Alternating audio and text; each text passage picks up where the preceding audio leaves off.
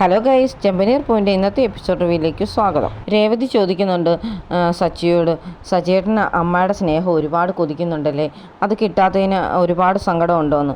അതൊക്കെ ശരിയാണ്, എനിക്ക് എല്ലാവരും എന്നെ സ്നേഹിക്കാനൊക്കെ ഉണ്ട്, എന്നാലും സ്വന്തം പെറ്റമ്മയുടെ സ്നേഹം എന്ന് പറയുന്നത് അതൊന്ന് വേറെ തന്നെയല്ലേ, അത് ആഗ്രഹിക്കാത്ത ആരിലും ഉണ്ടോ രേവതി എന്ന് ചോദിക്കും.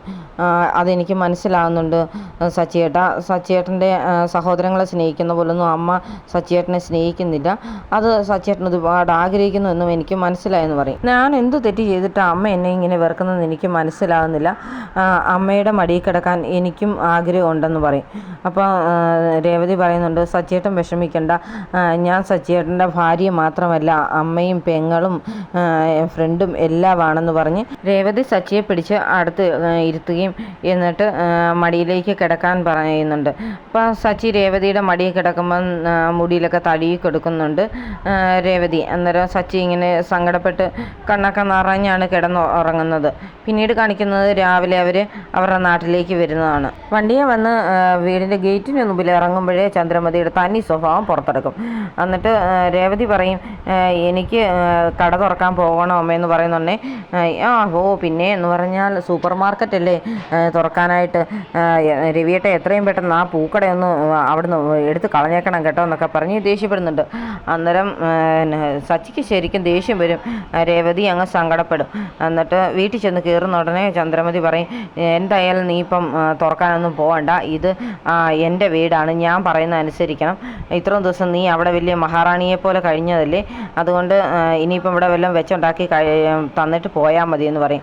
അവിടെ വെച്ചാണെങ്കിൽ ഒരാഹാരം പോലും വായി വെച്ച് കഴിക്കാൻ കൊള്ളത്തില്ലായിരുന്നു പറയുമ്പോഴത്തേന് സച്ചി പറയും, അത് അമ്മയുടെ തലയിൽ വെച്ച് നടക്കുന്ന മരുമക്കളോട് ഉണ്ടാക്കിയതല്ലായിരുന്നു, അപ്പോൾ അതിനത്രയ്ക്കൊക്കെ ടേസ്റ്റൊക്കെ കാണത്തുള്ളൂ, രേവതിയുടെ ഫുഡിൻ്റെ വില ഇപ്പം മനസ്സിലായല്ലോ എന്നൊക്കെ പറയും. അത് കേൾക്കുമ്പോഴത്തേന് ചന്ദ്രമതി ആകെ ഒന്ന് ചമ്മുന്നൊക്കെ ഉണ്ട്. എന്നാലും പറയും, നീ എന്നായാലും ഇവിടുത്തെ പണി മൊത്തം കഴിഞ്ഞ് വെച്ച് പോയാൽ മതിയെന്ന്. അപ്പോൾ രേവതി പറയുന്നുണ്ട്, അമ്മേ രാവിലെ തൊട്ട് കട തുറക്കുന്നില്ലെന്ന് വെച്ച് ഓരോരുത്തർ വിളിക്കുന്നുണ്ടായിരുന്നു. അപ്പോൾ സച്ചിയും പറയും, അച്ഛമ്മയുടെ അടുത്തായിരുന്നപ്പോഴും ഒരുപാട് പേര് കട തുറക്കുന്നില്ലെന്ന് പറഞ്ഞ് വിളിച്ചതായിരുന്നെന്ന് പറയുന്നുണ്ട്. പിന്നെ എന്ന് പറഞ്ഞാൽ ഒരുപാട് സ്റ്റാഫുള്ള കടയല്ലായിരുന്നോ, വേറെ പണിയൊന്നുമില്ല, മര്യാദയ്ക്ക് പോയി അടുക്കള പണി ചെയ്യുന്നൊക്കെ പറയും. രേവതി ഉടനെ അകത്തേക്ക് അങ്ങ് പോകുന്നുണ്ട്. അപ്പം ചന്ദ്രമതി രവിയോട് പറയും, നമുക്ക് മാത്രം മുറിയില്ല, എല്ലാവർക്കും മുറിയായി, നമുക്ക് ഇനി ഈ ഹാളിൽ തന്നെ കിടക്കണ്ടേ എന്നൊക്കെ പറഞ്ഞ് ദേഷ്യപ്പെടുമ്പോൾ രവി പറയും, ഞാൻ ഈ വീടിനോട് ഒരു മുറിയും കൂടെ ചേർന്ന് പണിയിപ്പിക്കണമെന്നാണ് ആഗ്രഹിക്കുന്നതെന്ന്. അതിൻ്റെ ഒന്നും ആവശ്യമില്ല, അതാകുമ്പോഴത്തേന് ഒരുപാട് കാശൊക്കെ വേണ്ടതെന്ന് ചന്ദ്രമതി പറയും. അതേപോലെ ചന്ദ്രമതിയുടെ മനസ്സിൽ എത്രയും പെട്ടെന്ന് രേവതി ആ മുറിയിൽ നിന്ന് ഇറക്കി ഹാളിൽ കിടത്തണമെന്നാണ്.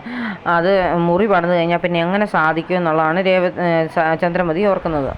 വർഷയാണെങ്കിൽ വലിയ വീട്ടിലെ പെൺകുട്ടിയാണ്, അതുപോലെ തന്നെ ശ്രുതി മലേഷ്യയിൽ വലിയ കുടുംബത്തിലെ പെൺകുട്ടിയല്ലേ, ഇവിടെ പലരും ഹാളിലൊക്കെ കിടന്നിട്ട് വന്നോരാ, എന്നിട്ട് ഇപ്പം AC ഉള്ള മുറി മാത്രമേ കിടക്കത്തുള്ളൂ, കട്ടിലേലും മെത്തയിലും ഇറങ്ങത്തില്ല എന്നൊക്കെ പറഞ്ഞ് രേവതിയെ അടിച്ചു താത്ത് സംസാരിക്കുന്നുണ്ട്. അപ്പോൾ സച്ചി അടുക്കളയിട്ട് ചെന്നിട്ട് രേവതിയോട് പറയും, നിന്നെയാണ് ഈ കുത്തി പറയുന്നതെന്ന്. അതൊക്കെ എനിക്ക് മനസ്സിലായി സച്ചിയേട്ടാ, എന്നാലും ഞങ്ങളുടെ ആ വീട്ടിൽ ഞങ്ങളെല്ലാവരുടെ ഹാളിൽ കിടക്കുമായിരുന്നു, ഞങ്ങൾക്കാണെങ്കിൽ കട്ടിലും മെത്തയൊന്നും ഇല്ലായിരുന്നു, പക്ഷേ ആ ഒരു കിടപ്പിൽ ഞങ്ങൾക്ക് നന്നായിട്ട് ഉറങ്ങാനും പറ്റുന്നുണ്ടായിരുന്നു, സന്തോഷവും സമാധാനവും ഉണ്ടായിരുന്നു എന്ന് പറയും. സച്ചിക്ക് ചായ കൊടുത്തു കഴിഞ്ഞിട്ട് ചന്ദ്രമതിക്കും രവിക്കും ഉള്ള ചായ എടുത്ത് വെക്കുമ്പോഴത്തേന് സച്ചി ചോദിക്കുന്നുണ്ട്, ഇത് അച്ഛനുള്ള ചായയാണ് എന്ന്. അത് ഇത് അച്ഛനുള്ളത്, ഇത് അമ്മയ്ക്കുള്ളതെന്ന് പറയും. അമ്മയ്ക്കുള്ള ചായയാണെന്ന് കേൾക്കുമ്പോഴത്തേന് രേവതി അങ്ങോട്ട് തിരിയുന്ന ഉടനെ സച്ചി ചന്ദ്രമതിക്ക് വെച്ചിരിക്കുന്ന ചായക്കകത്ത് 2-3 സ്പൂൺ പഞ്ചസാരയും കൂടെ കലക്കി വെക്കും. രേവതി അപ്പോൾ അതൊന്നും അറിയാതെ കൊണ്ടുവന്ന് ചന്ദ്രമതിക്കും രവിക്കും ചായ കൊടുക്കുന്നുണ്ട്. അങ്ങനെ ചന്ദ്രമതി അത് വെക്കുന്ന ഉടനെ പറയും, ഇതെന്തോ പഞ്ചസാരയാണ്, നീ എന്നെ വിട്ടിരിക്കുന്ന പഞ്ചസാര മുഴുവൻ അതിനകത്തെടുത്ത് ഇട്ടോന്ന് ചോദിക്കും. ഞാൻ ആർക്കും അങ്ങനെ ഇട്ടിട്ടില്ല അമ്മയെന്ന് പറയുന്നുണ്ട്. ഉടനെ സച്ചി പറയും, അച്ഛാ ചിലപ്പോൾ അമ്മയ്ക്ക് ഷുഗർ ആയിരിക്കും, ഷുഗർ ഉള്ളവർക്ക് ഇങ്ങനെ ഇച്ചിരി മധുരമുള്ളപ്പോൾ ഒത്തിരി മധുരമായിട്ട് തോന്നത്തുള്ളെന്ന്. അത് കേൾക്കുമ്പോൾ ചന്ദ്രമതിക്ക് അങ്ങ് ടെൻഷൻ ആവുന്നുണ്ട്. എനിക്ക് പ്രശ്നമൊന്നുമില്ല, ഷുഗറൊന്നുമില്ല എന്ന് പറയും. എന്നാൽ നമുക്ക് ഹോസ്പിറ്റലിൽ വരെ പോകാമെന്ന് രവി പറയുന്നുണ്ട്. വേണ്ട എനിക്ക് കുഴപ്പമൊന്നുമില്ല എന്ന് പറഞ്ഞ് ചന്ദ്രമതി രേവതി കൊണ്ടുവന്ന് ആ ചായ എടുത്ത് അങ്ങ് മൊത്തം അങ്ങ് ഒരു വിധത്തിലങ്ങ് കുടിച്ചു തീർക്കും. ചന്ദ്രമതി വിളിച്ചിട്ടാണെന്ന് തോന്നി ചന്ദ്രമതിയുടെ കൂട്ടുകാരി ഹേമ അങ്ങോട്ട് വരുന്നുണ്ട്. വന്നോടനെ ഹേമ ചോദിക്കുന്നുണ്ട്, എന്താ ചന്ദ്ര നിൻ്റെ പൂക്കട തുറക്കാഞ്ഞെന്ന്. എൻ്റെ പൂക്കടയോ എന്ന് ചോദിക്കുന്നത്. പറയാം, നിൻ്റെ പേരിലല്ലേ ആ പൂക്കട, എന്താ തുറക്കാഞ്ഞെന്ന് ചോദിക്കും. എനിക്കത് കാണുന്നതേ കലിപ്പ, എങ്ങനെയും എങ്ങനെയും അത് പൊളിച്ച് കളയണമെന്ന് ഞാൻ രവിയേട്ടനോട് പറഞ്ഞിട്ടുണ്ടെന്നൊക്കെ പറയും. നീ എന്താ എന്നോട് സംസാരിക്കാനാണെന്ന് പറഞ്ഞെന്ന് ചോദിക്കും. ആ വാ, എനിക്ക് സ്വകാര്യമായിട്ട് സംസാരിക്കാനാണെന്ന് പറയുന്നുണ്ട്. എനിക്ക് തനിച്ച് നിന്നോട് കുറച്ച് കാര്യങ്ങളൊക്കെ സംസാരിക്കാനുണ്ടെന്ന് പറയുമ്പോഴത്തേന് രവി ഹാളിൽ കിടപ്പുണ്ട്.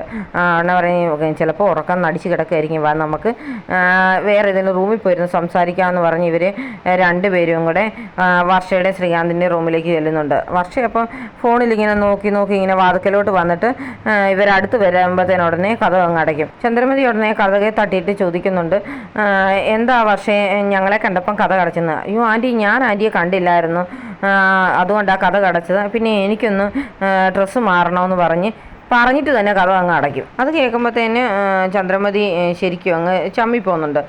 വാ നമുക്കെന്നാൽ ശ്രുതിയുടെ മുറി പോയിരിക്കാമെന്ന് പറഞ്ഞ് ഇവർ നേരെ ശ്രുതിയുടെ മുറിലോട്ട് ചെല്ലുമ്പോഴത്തേനെ കേൾക്കാം ശ്രുതിയെ വഴക്ക് പറയുന്നത്.